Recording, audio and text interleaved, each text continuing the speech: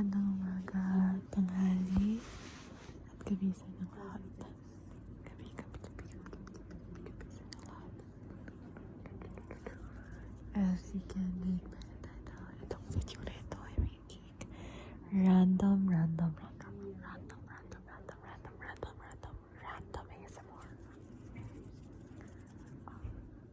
Yung kapatid ko nandito sa kwarto, so huwag niya napansin tulad ng kubo niya. Kailangan niya kasi yung tulong ko, and kaya siya nandito sa kwarto. So yes, nag-aaral lang naman siya. So anyway,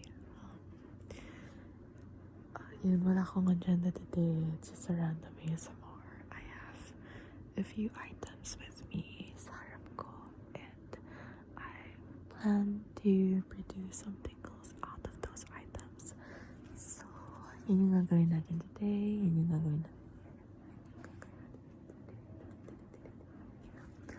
Okay, so for the first item, I have this phone case. Phone case. Super cute niya. Hindi ko alam kung nakikita niya siya. But, yeah, this is what it looks like. And, actually, never ko pa nagamit tong phone case na ito. Pinili ko siya mga months ago. Siguro mga 1 year na. And, hindi ko pa siya nagagamit kasi ayoko yung likod niya. Parang yung phone ko kasi medyo fragile, or like, pag nahulog, madaling magasgas. So, feeling ko hindi wise na ito yung gamitin kong phone case. Pero yun, super cute niya. Super cute. Nakalagay teddy bear gardener. Super cute.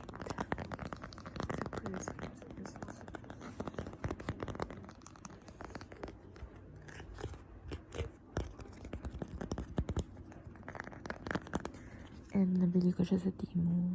Na-curious kasi ako, ang dami kong narinig about Temu. Tapos may mga memes pa nga tungkol sa Temu, like mga Chinese factory workers. And then, na-curious syempre, like, sabi kasi mura daw. So, syempre pag mura, you know, why not? Diba? Why not check? Pero, yan, minsan kasi pag mura, minsan pangit din yung quality. So, I wanted to check it out myself kung worth it ba. Kung mura, kung kahit mura siya, maganda yung quality. And so far, okay naman yung mga nabili ko, pero hindi ako masyadong bumibili. Pag-trip ko lang. But, yun, hindi na rin kasi ako bumibili pag feeling ko hindi ko naman kailangan. Like, ina-assess ko na yung mga expenses ko. Like, kung want ba siya or need siya, and if it's a want, then I try to think over mga a week or 3 days, and if it's a need, then yun, I usually buy if kailangan ko talaga. But if want, then okay lang ma-postpone kasi you know, you have to save.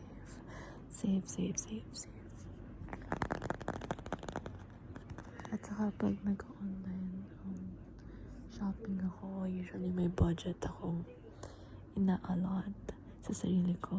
Like, kunwari itong X amount, yun lang yung gagastusin ko. Hindi ako pwedeng mag-over sa amount na yun. So, at saka, kung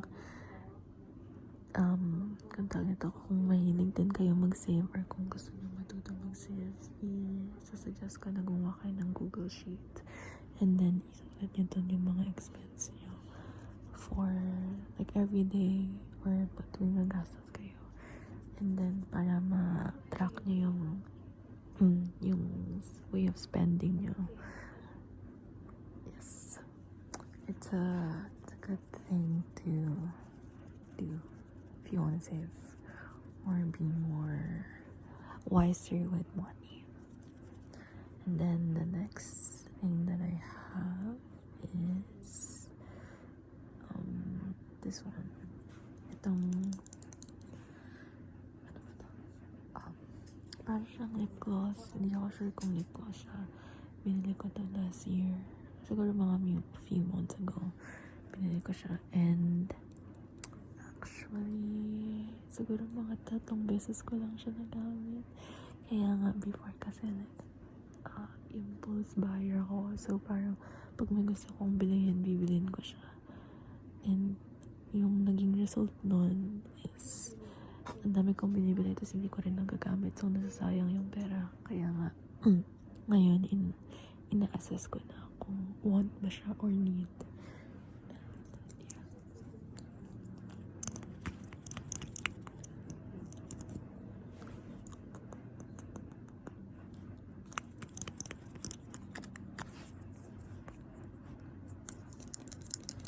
Next item that I have is this. Nag-vibrate yung phone. Next item that I have is this hand cream. Binili ko lang siya sa Miniso. Miniso, madami kasi yung mura doon.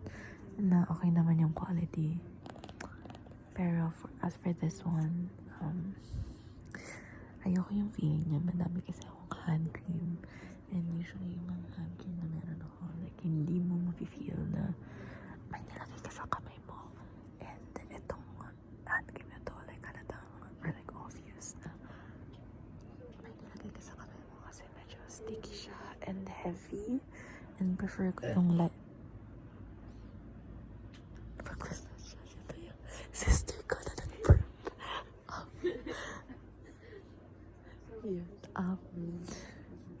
Sadya na yung di ko alam kung yung ipopost ko to kung sobrang pangit ng quality. Baka i-delete ko na itong video na ito. Pero I hope hindi nakaka-bother sa inyo yung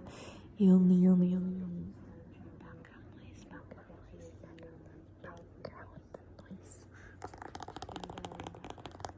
Lagay ako ng konti.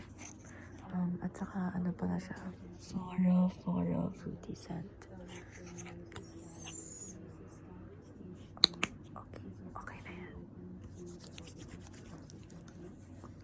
Hindi ko alam kung rinig niyo yung sounds. Ayoko lang na parang heavy siya sa kamay. Heavy sa kamay. Kaya hindi ko siya trip. Next item that I have is this one. Toothbrush na hindi ginagamit. Madami kasi akong gamit dito na hindi ko na ginagamit. So, yun na lang yung pinagkagawa kong triggers. Okay.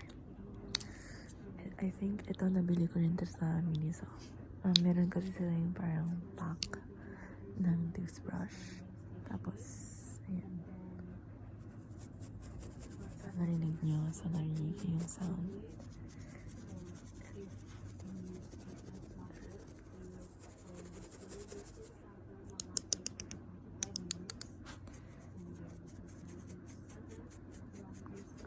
Okay.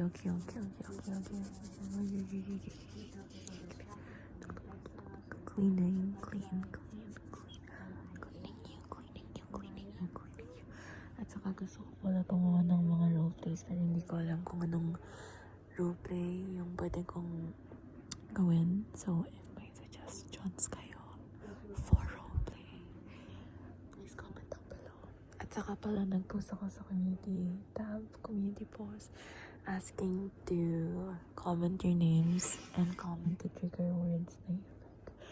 And if umabot ako ng 15 comments or 20 comments, i-decide ko na i-film yung video na yun. So, yes. I hope you guys can comment, but if hindi nyo gusto, okay lang.